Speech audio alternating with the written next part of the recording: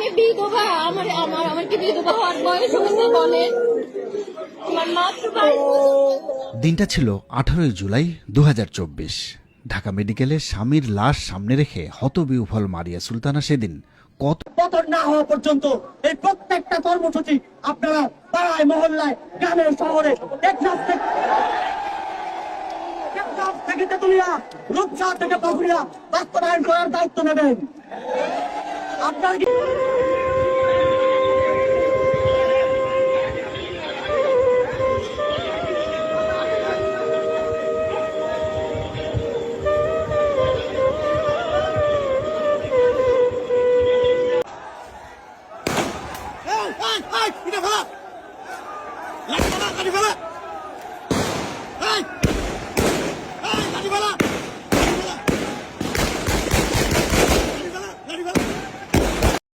Likey